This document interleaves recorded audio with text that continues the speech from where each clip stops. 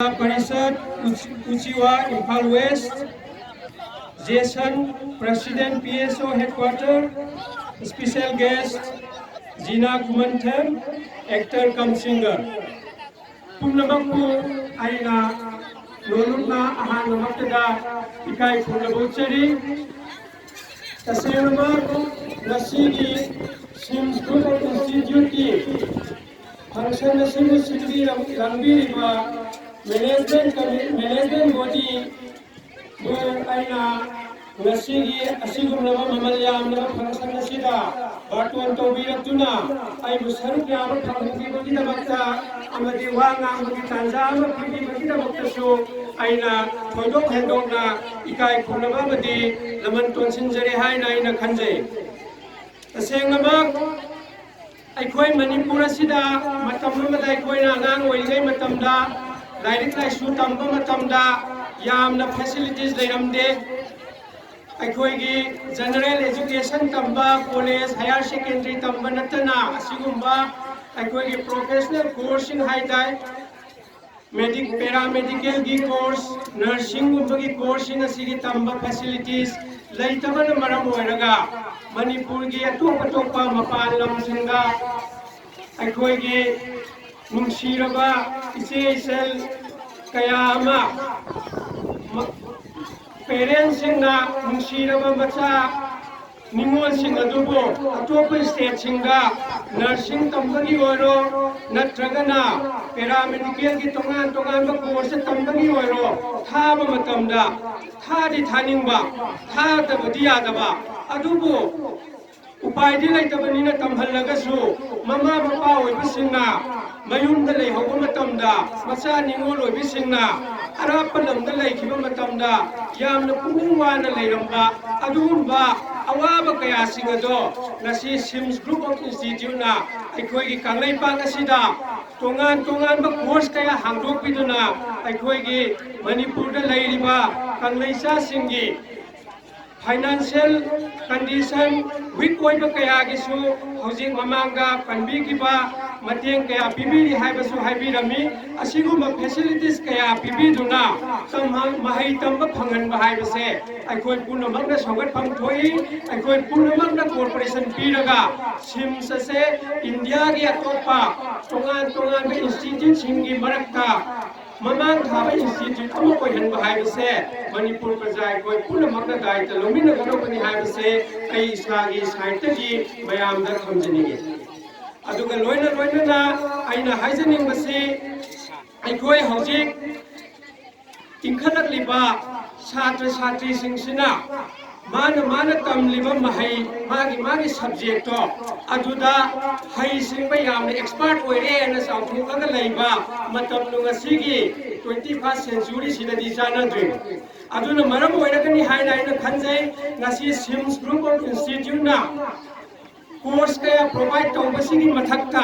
Sports हाइबसे यामना important ओइ मरमदि अखोइगी हक्सांग हाइबसे लन्नी हक्सांग फट्रगति आइना तमलुरिबा महैदुदा यामना मकोक थोबा यामना हैसिंगबा ओइरगसु हक्सांग फट्रगति आइना हयें तमबा लोइरगसु आइगी सोसाइटी दा नत्रगना लमदमसिदा पृथ्वी की लैमाइदा चन्नफम लैरोय मरम अदुना स्पोर्ट्स हाइबसे हजिक्ति लाइरिक तंबदा कंपलसरी ओइबा सब्जेक्ट अमा ओइना लौबा दरकार ओइरगलबा मतम असिदा सिम्स ग्रुप ऑफ इंस्टीट्यूट ना महैरोय सिंग असिदा स्पोर्ट्स की अवेयरनेस पीबा ओइना कंपटीशन असी पांथोक्तुना इनोट अमा हापनी हाइना आइना लौजरगा असिगुंबा तांजा अमा छात्र छात्री सिंग असिदा पीबसे ngasiगी सिम्स ग्रुप ऑफ इंस्टीट्यूट की मैनेजमेंट बो हाइनगाय लेतना आइहाकी साइटगी थागतचनिंगी अदुना मरम ओइरगा आइना अमुकसु छात्र छात्री सिंगा अपील तौजनिंगबसे हौजिकसिदी अखोइ हिरम खुदिंगमक्ता आइना तमलिबा महैदुदा मकोक थोंबता नतना हिरम कयादा मांजिन थाबा ngamdragadi ngasigi 21st century asida survival of fittest haibagi matam madu lakpa matam asidadi kwaidagi fit ओइबा क्वाइडली एक्सलेंट ओइबा अदुगुम्बा कैंडिडेट अदुनी ngasi job apply tawba matamdasu job selection tawbadoriba kanguna tawbadoribasi maram aduna aikoina mahai tambaga loinana ai isagi physically morally logically khuding makse perfect oiba makok thongba oiba tai haibase aikoi chhatra chhatri inkhalagliba angang mayam asina khanbaga loinana aina tamliba mahai singa duga loinana extra curricular activities kaya singase aikoina masi extra ni kaisu kana purnate optionally haina khanbokpagi mahota compulsory ni haina lawbinnaraga aikoina manipur gi mafam singatta natana india gi mafam khuding makta amadi ngasi global world prithvi se finger tip amagi manungda lerakaba matam asidadi aikoina international gi thaktasu aikoi gi chhatra chhatri singasina compete toba ngamdulabagi tanja do mahai tamlingai matam asida aikoi gi career singase mapung phana seminna hongdawani haiba si samjaraga ai ngasi wanga mugi tanja se matang aswai dalo sinjage thank you all. Good afternoon, everyone, and respected dignitaries of today's event. I respect you and honor you to be on our platform, sharing your valuable time with us. And as like normally, what to say? Wish everyone on your upcoming event of today. And today is the last event of this annual sports meet. Okay, and there's nothing to say more. Thank you.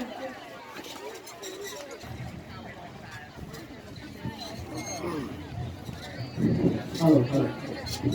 I'm looking at the city.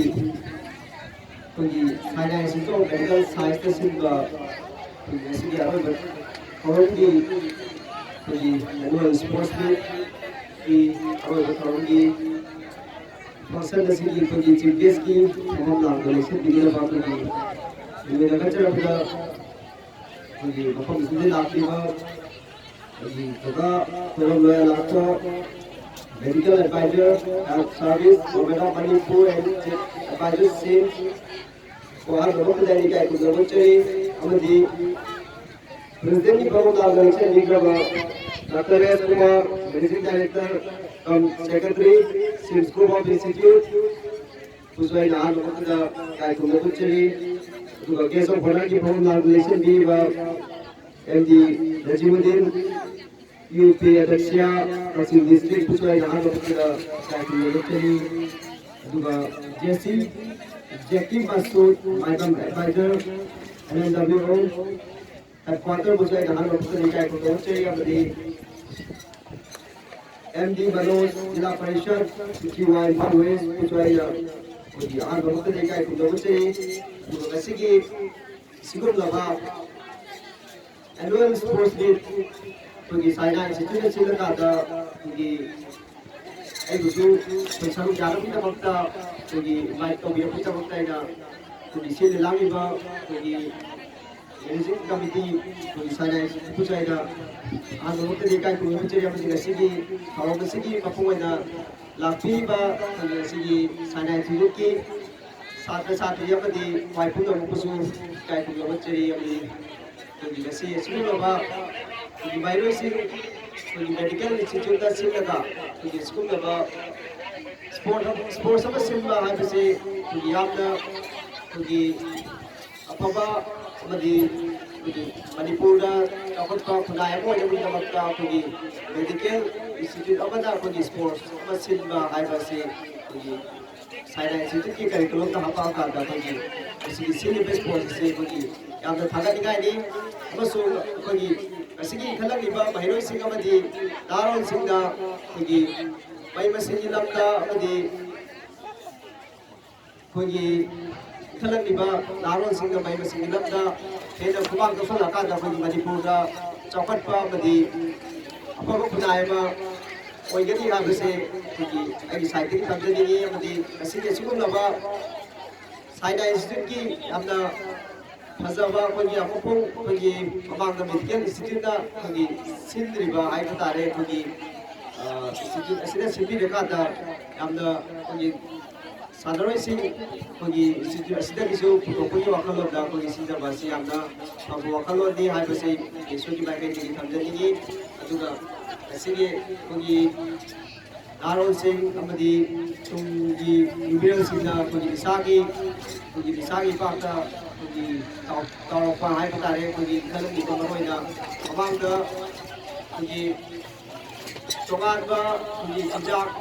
हाइबा तारे अखोगी निसा अखोगी सिजन्नबा हाइबसे यामना फत्तबा अखोगी pot अमा खंगे दु मसिंग हजिक्ति अखोगी निसागी लब्द हेना अखोगी Sartre Sartre सिंसिने हेना चक्सिलक्पा हाइबा तारे अखोगी निसागी अखोगी निसा साबगी चांगसे हेना वाखलक्पा अदुगा मणिपुरदा अखोगी नत्तब crime अखोगी नुपिसिंगदा अखोगी फत्तबा अखोगी rape तौबा अदगी नुपिसिंगदा अखोगी ओनैबा कया अमा अखोगी ताबा fungi अदुना मरम अदुना अखोगी ngasiगी sports की lambda हेदा अखोई मयाम पुनमक सक्सन मिनरकादा अखोगी अफबा खुनाय अमा सेबदा अमदि अफबा माइरोय अमा पुथोकपदा अखोगी इंस्टीट्यूट असिनसु यामना चौगा थौदां लौबिबसि यामना थागनिगाइनि अमदि ngasiगी प्रोग्राम असिबु अपुं ओइना सिबिबा आइबु सेंगना अखोगी इनवाइट सु तौबिरकपा अखोगी सारवाइजन पुसु अनिगाइ तनेना थागत फोंदोक्सरी अदुगा मसिलकपदा अखोई अफबा खुनाय अमा अफबा चौखटपा खुनाय अमा सेमिनबदा अखोगी साइलाइ सिंगी माइरोय सिंग अमदि सात्र सात्री खुदिमकनसु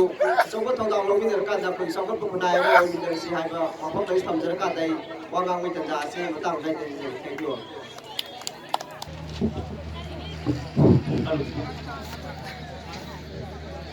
अहमददा गसी चाइना इंस्टीट्यूट मेडिकल साइंसेस का सिंजर अंजुना अंगुतमा एनुअल स्पोर्ट्स मीट की थौरम असिबु जोबिगनी हाइदुना केस ओना लिंबिवा मुनो पुहा मुक्ता आइना सुजन जरगा काय पुरो चले गसी सी स्पोर्ट की 19 सुबह हाइबदी क्लोजिंग डे नी और गसी सी ममांगा स्पोर्ट की इवेंट्स मैम पांथोक्रे अदुगा लेमुरिबा आइटम सिंग हाइतरे इवेंट्स मसी खर तौसला मतुंगदा पने गसी क्लोजिंग डे सुम थमजबनी और क्लोजिंग डे की मतंग सिदि पना स्पेशली पने लेसी प्राइज डिस्ट्रीब्यूशन नि मुको मतंग दारबसिंग हाइबदी एनी इवेंट्स सिंग दा फर्स्ट सेकंड थर्ड अदि overall champion runners first runners second runners माइना मतंग मतंग माइना जगदबनी और रसी ऐसी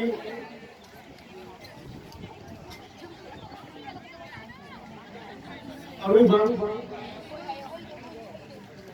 कोई बना मरम बनेगा रसी की स्पोर्ट की इवेंट ऐसी अदुम के खेल में भूखा मरो तरंग में यार की रोशन लगा अदुम प्राइज डिवीजन तौर पर रोशन बा पांगम थमली अदुम मरत ऐसी नहीं था साथ रसी ना रसी बाउंटा पांगुर पर स्टेरा एनी क्राइसिस अमता थोक्तना कंट्रोवर्सी अमता थोक्तना असी बॉक्सिंग चंगना इनो चिंगना स्पोर्ट पागु की दमता आई माइकी देगी सातसिंगु अनिंगा लेतना अदु पुरुचरी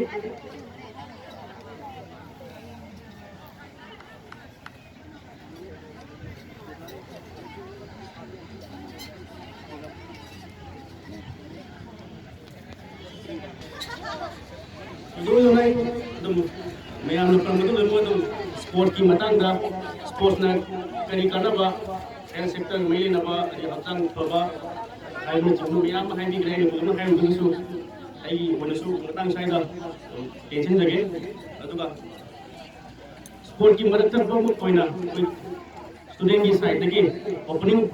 क्लोजिंग डांस तमजबनी क्लोजिंग डांस से सेम साधुना लेबिरो